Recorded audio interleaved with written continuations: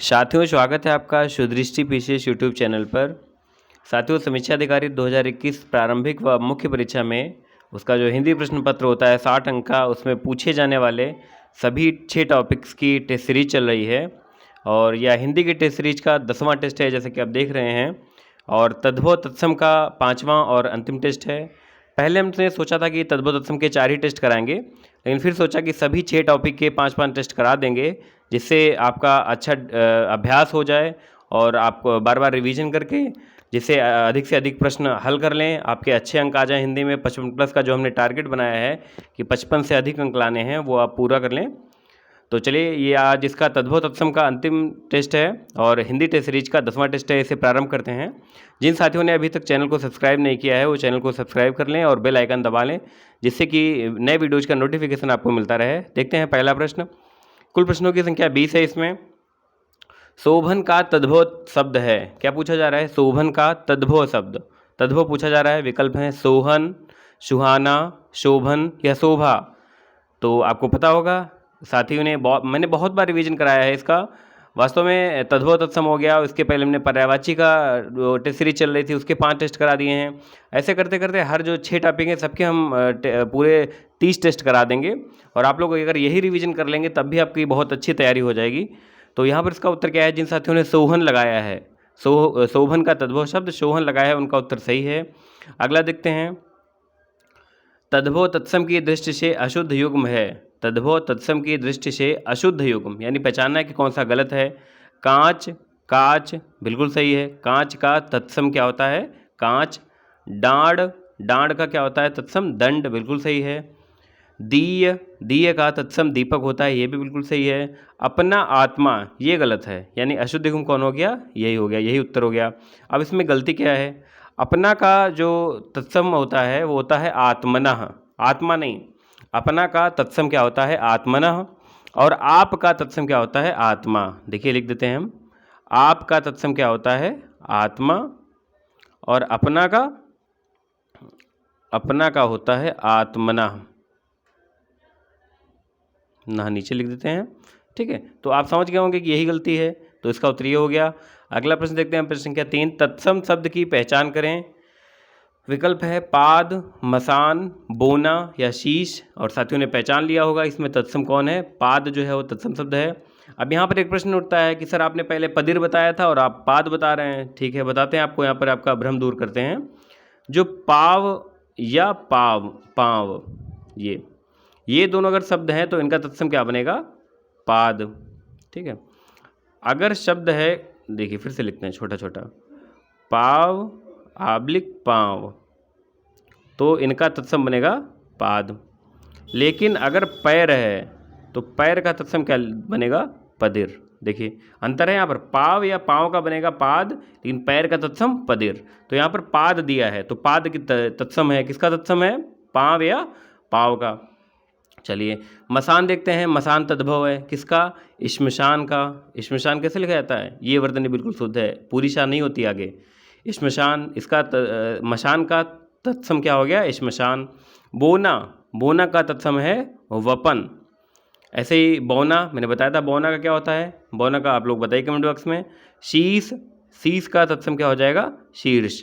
तो यानी अन्य 3 तद्भव हैं, ये तद्भव, केवल यही तत्सम है, तो यही हमारा उत्तर हो गया। अगले प्रश्न पर चलते हैं। पहला का तत्सम शब्द होगा, और जिन साथियों ने यहाँ पर प्रथम लगाया है उनका उत्तर बिल्कुल गलत है। इसका पहला का तत्सम शब्द क्या है? प्रथिल है। आप मानक पुस्तक हरिदेव वारी सर की पुस्तक में देख सकते हैं, पहल नहीं है। अच्छा, प्रथुल, प्रथुल नहीं, पृथुल। पृथुल जो है विशेषण है, किसका विशेषण है? आप लोग कमेंट बॉक्स में बताइए। मैं पढ़ा चुका हूँ विशेषण वाले वीडियो में कि पृथुल जो है विशेषण है और किसका है, ये आप लोग बताइए। तो यहाँ पर उत्तर क्या हो गया? पृथिल। अगला प्रश्न, पिटारा का तत्सम शब्द होगा। विकल्प हैं पीठिका, पिष्टिका, पिटारिका या पिटक। तो आपको एक तरफ से बता दें, पीठिका किसका होता है? पीठिका जो होता है वो पीढ़ी का होता है, लिख भी दें यहाँ पर। पीठिका किसका है?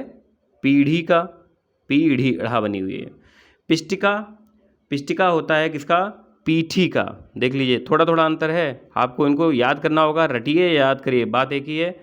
कुल मिला के आप वहाँ पर सही उत्तर करके आइए। पिटारी का कोई शब्द नहीं है, पिटक, ये है पिटारा का। तो पीढ़ी और पीठी देख लीजिए, पीढ़ी, पीठी और पिटारा, तो यहाँ पर सही उत्तर क्या हो जाएगा, पिटक।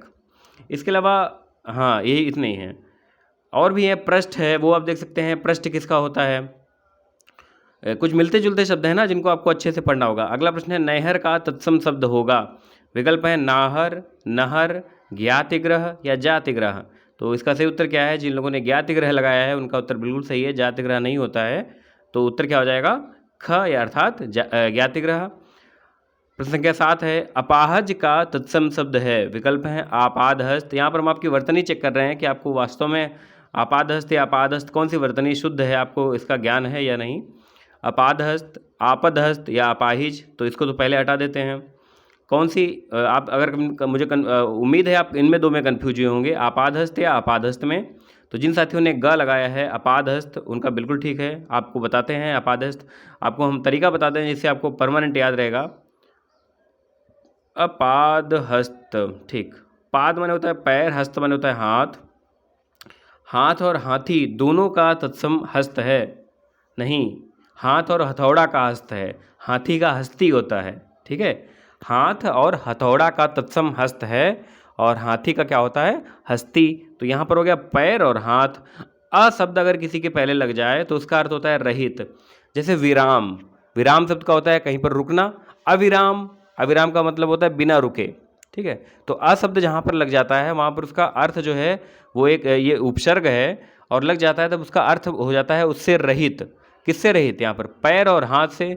तो आ उपसर्ग है ना कि आ। उपसर्ग क्या है, आ विराम थोड़ी नहीं होता है, अविराम होता है। तो ये आ उपसर्ग नहीं है, क्या उपसर्ग है, छोटा आ, ठीक है। तो शुद्ध शब्द क्या बनेगा, अपादहस्त। ये आपको अब परमानेंट याद रहेगा, अपादहस्त हो गया इसका उत्तर। अगला प्रश्न देखते हैं। प्रश्न संख्या 8 है कोख का तत्सम शब्द है। विकल्प है कुख, कुक्षी, कोक्षी या कोख। तो इसमें सीधा सीधा इसका आपको उत्तर पता होगा, बहुत ही आसान प्रश्न है। कुक्षी, क्या होगा, कुक्षी, इसका ख उत्तर सही है। अगला देखते हैं छक्का का तत्सम शब्द है। विकल्प हैं शश, शकट, षटक या षष्ठ। देख लीजिए, षटक में अगर हमारे नोट्स में नीचे हलंत नहीं लगाया तो आप लोग लगा लीजिए, लेकिन हमने शायद लगाया होगा, देखते हैं। शश, शश किसका है, शश जो है वो छह का है। छह का तत्सम क्या होगा, शश। देखिए शाह में हलंत लगा है पीछे वाले में। शकट, शकट है ये छकड़ा का, शकट जो है छकड़ा का तत्सम है, छकड़ा, और इसका तत्सम क्या बनेगा, शकट, ठीक। इसके बाद षष्ठ, षष्ठ जो है छठा का, यहाँ पर लिखते हैं षष्ठ, और ये किसका है, छठा का तत्सम है षष्ठ, यानी षष्ठम, षष्ठ जो है वो तत्सम है और छठा तद्भव है। षटक, जो षटक है ये छक्का का तत्सम है, यही उत्तर है हमारा। तो यहाँ पर इसका उत्तर क्या हो जाएगा, छक्का का तत्सम शब्द क्या हो गया, षटक। आगे चलते हैं, प्रश्न संख्या 10 कसौटी का तत्सम शब्द है। मैं देखना चाह रहा था कि आपने अच्छे से पढ़ा है कि नहीं। कर्ष पट्टिका, सॉरी कर्षण पट्टिका, कर्ष पट्टिका, कर्ष पट्टी या कर्षण पट्टी। तो जिन साथियों ने इसका उत्तर कर्ष पट्टिका लगाया है, कर्ष पट्टिका, उनका उत्तर सही है। और कसौटी का यही तत्सम शब्द है, कर्ष पट्टिका, अन्य नहीं है। आप लोग देख लीजिए, कर्षण अर्षण नहीं होता है, पट्टी भी नहीं होता है, क्या होता है, पट्टिका होता है और कर्ष होता है। आगे चलिए, निम्नलिखित विकल्पों में तद्भव शब्द नहीं है। यहाँ पर हमको पहचाना तद्भव शब्द नहीं है, अर्थात तत्सम है। कौन सा तत्सम है ये पहचानना है। देखते हैं, स्पर्श पहले मिल गया हमको, पहला जो है ये तत्सम है, ठीक है। किसका, परस का, परस का तत्सम क्या है, स्पर्श, ठीक। तो परस तद्भव हो गया और तत्सम स्पर्श हो गया। यही पूछा जा रहा है कौन सा तत्सम है। पल्ला, पल्ला तद्भव है, जबकि ऊपर पूछा जा रहा है तद्भव शब्द नहीं है। तो ये इसका उत्तर हो गया पल्ला। पल्ला का तत्सम क्या बनेगा, पल्ला का तत्सम बनेगा पल्लव। इसके बाद पर, पर जो है तद्भव शब्द है, किसका, इसका तत्सम बनेगा ऊपरी, पर का तत्सम क्या बनेगा, ऊपरी। कल, कल जो है तद्भव है और इसका तत्सम बनेगा कल्य, क्या बनेगा, इसका तत्सम बनेगा कल्य, कल का, ठीक है। तो यहाँ पर प्रश्न हमारा उत्तर मिल गया है, तद्भव शब्द कौन सा नहीं है, स्पर्श, ये तत्सम है। अगला प्रश्न देखते हैं, प्रश्न संख्या 12 है तद्भव तत्सम की दृष्टि से अशुमेलित नहीं है। विकल्प, देखिए जिसने भी जरा सा गलती की होगी पढ़ने, अशुमेलित पढ़ा आगे नहीं पढ़ा तो गलत कर दिया होगा। मैंने पूछा था अशुमेलित नहीं है, चूंकि ये तद्भव तत्सम का अंतिम टेस्ट है तो किस किस प्रकार से आयोग में प्रश्न आपको घुमा के पूछा जा सकता है, मैंने वो सारी विधाएं इसमें अपनाई हैं। कौन सा पूछा गया, अशुमेलित नहीं है अर्थात सुमेलित है। देखिए ये अलग अलगन गलत है। अलगन नहीं होता, अलग न होता है। अगर आधी का बनी होती तब तो ये सुमेलित था। तो हमसे पूछा भी जा रहा है सुमेलित कौन सा है, देख लेते पहले सुमेलित कौन सा है। उत्तर क्या है इसका? उत्तर इसका इतवार आदित्यवार, ये सुमेलित है, अन्य तीनों सुमेलित नहीं है। ठीक है, तो हमारा प्रश्न क्या था? असुमेलित नहीं है अर्थात सुमेलित है। कौन सा? इतवार आदित्यवार, इसका उत्तर होगा।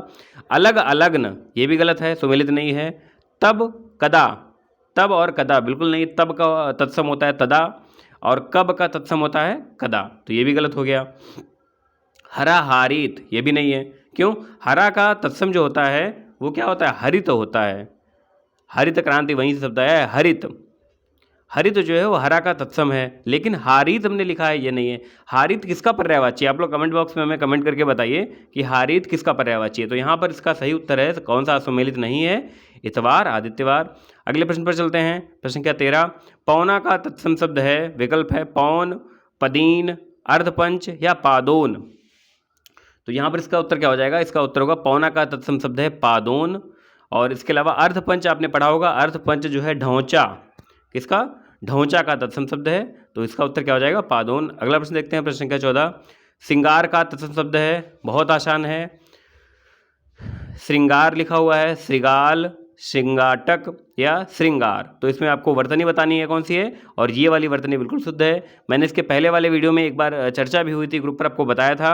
आप चाहे श्रृंगार, सही करके देते हैं थोड़ा, हाँ देखिए, आप चाहे श्रृंगार ऐसे लिखें या देखिए ऐसे लिखें या श्रृंगार ऐसे लिखें, दोनों श्रृंगार मान्य हैं और दोनों एक ही चीज़ हैं वास्तव में।